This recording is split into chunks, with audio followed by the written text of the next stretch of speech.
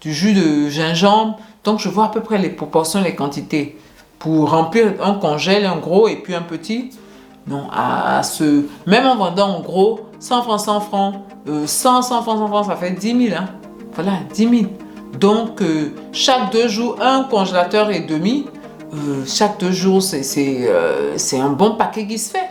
Hello, je suis Jessica GD, multi-entrepreneur en Afrique. Je suis dans la restauration, dans l'immobilier, dans l'agroalimentaire et dans l'esthétique. Je vis entre l'Afrique et l'Europe et ici vous êtes sur ma chaîne où on parle d'entrepreneuriat, d'immobilier et d'investissement. Ce sont les thématiques qui vous intéressent. Je vais vous demander quelques petites choses. Activez la cloche de notification pour ne perdre aucune vidéo. Si vous êtes abonné, likez la vidéo, commentez la vidéo, partagez la vidéo et surtout pour ceux qui ne sont pas abonnés, qu'est-ce que vous attendez?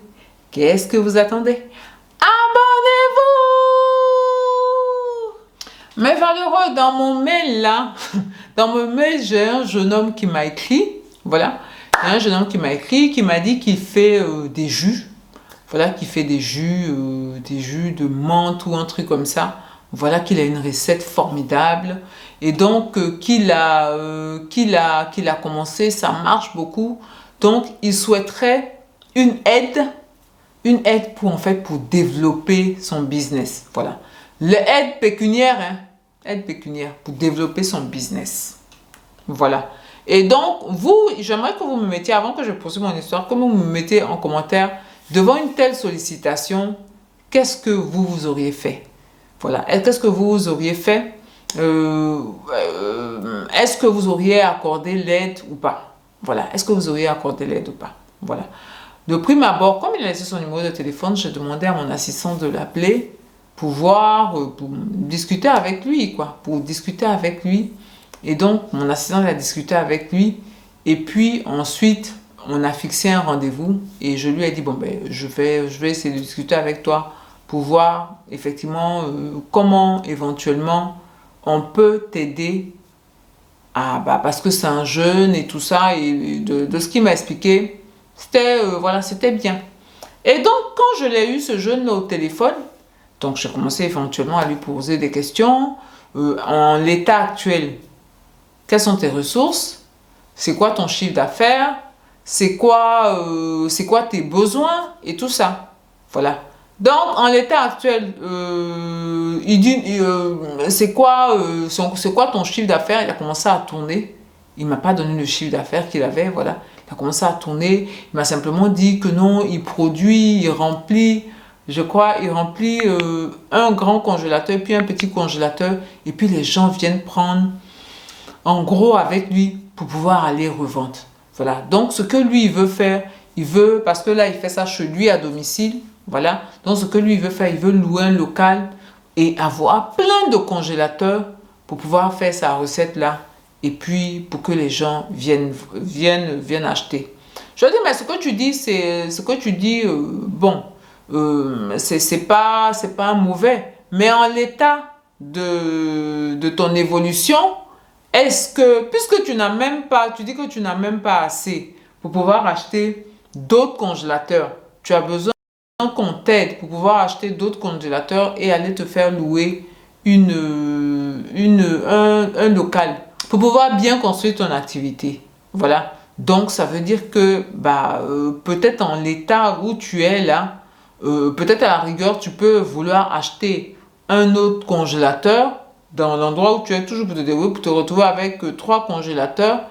Et puis, quand tu vois que vraiment ton chiffre d'affaires est important, voilà, tu peux vouloir aller te mettre dans un local qui est complètement destiné à la production de tes jus de menthe là.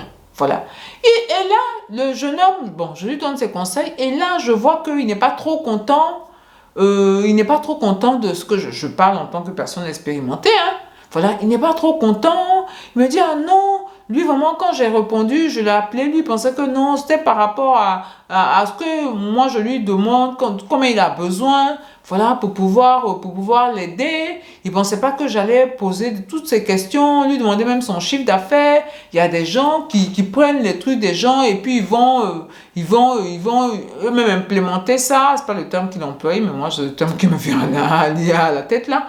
Ils vont implémenter ça. Donc de lui poser trop de questions, c'est comme si j'étais en espionnage. Regardez des bêtises comme ça. Donc toi, tu écris à quelqu'un pour pouvoir lui demander de l'aide par rapport à un business et tu ne donnes aucune donnée. Tu ne veux donner aucune donnée.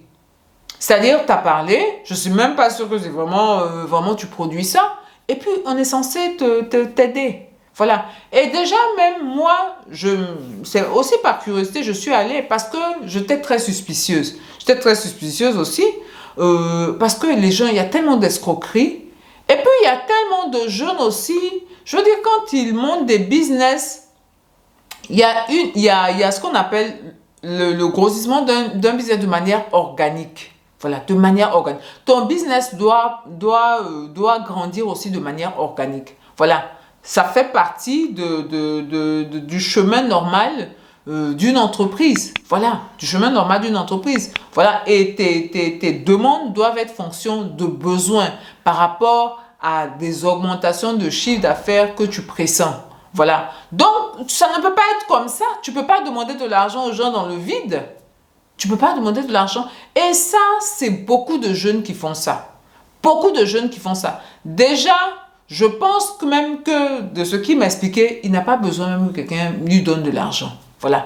Avec ce qu'il dit qu'il produit là, il dit qu'il produit un gros congélateur et un petit congélateur. Voilà, c'est sa production. C'est sa production chaque 2 jours, il me dit. Mais je pense que ces trucs-là, peut-être qu'ils les vendent à 100 francs, 100 francs. Et puis, il n'a voulu me donner aucun chiffre. Il n'a voulu me donner... Je suis censée investir dans un business sans aucun chiffre. Voilà, donc je spécule. Je me dis peut-être que lui, il produit, en gros, il vend ça, je ne sais pas moi, à 75 francs. Et puis les gens ont une marge de 25 francs dessus. Peut-être que c'est ça. Voilà. Et donc, s'il a tout un congélateur, je vois la capacité des congélateurs. Il y a des congélateurs, c'est des 500 litres, des trucs comme ça. Mais je suis désolée, ça c'est des centaines de milliers de francs chaque 2 jours qu'il a. Donc comment ça se fait qu'il ne peut pas acheter un autre congélateur? Voilà. Par rapport à lui-même, c'est dire, hein. Par rapport à lui-même, c'est dire. Il peut se taper parce que je vois avec nous au restaurant, on fait par exemple du jus de bissap, du jus de gingembre. Donc je vois à peu près les proportions, les quantités. Pour remplir un congèle, un gros et puis un petit. Non, même en vendant en gros, 100 francs, 100 francs, 100 francs, 100 francs, ça fait 10 000. Hein. Voilà, 10 000. Donc, chaque 2 jours, un congélateur et demi, chaque 2 jours, c'est un bon paquet qui se fait. C'est un bon paquet qui se fait. Et avec l'argent qui se fait, je pense qu'il peut lui-même déjà s'acheter des congélateurs, ce genre de trucs. Voilà, par rapport à... il ne veut pas passer, ou peut-être que, mais ça aussi, c'est pas des choses à faire. Il veut passer d'un petit business à un grand business directement. Non, il faut des étapes intermédiaires. Il faut des étapes intermédiaires avant d'arriver au grand business. Voilà. Et donc, beaucoup de jeunes, c'est ça. Beaucoup de jeunes, c'est ça. Ils n'ont pas, moi, de ce que j'ai compris, c'est qu'ils n'avaient pas spécialement besoin de l'aide des gens. Mais voilà, mais ils vont chercher de l'argent. Parce qu'une fois que tu dis que tu es jeune et que tu dis que tu es en train de travailler, que tu es en train d'entreprendre, automatiquement, ça incite les gens à te dire « Ah, on va aider ce jeune-là, on va aider ce jeune. » Je pense qu'il faut arrêter ça. Je lui ai dit, après son cinéma qu'il m'a fait, je lui ai dit « Bon, ben, au revoir, d'accord, bonne chance, mais moi, je ne peux pas t'aider sans donner, je ne peux pas t'aider sans savoir ce que tu fais, sans savoir les perspectives et tout ça. C'est pas possible de ce type d'aide-là. » Donc, j'ai coupé court à toute discussion. Et je pense que quelqu'un qui demande qu'on l'aide, déjà, je n'aime pas le terme d'aide dans l'entrepreneuriat, parce que dans l'entrepreneuriat, on n'aide pas. Voilà, on investit.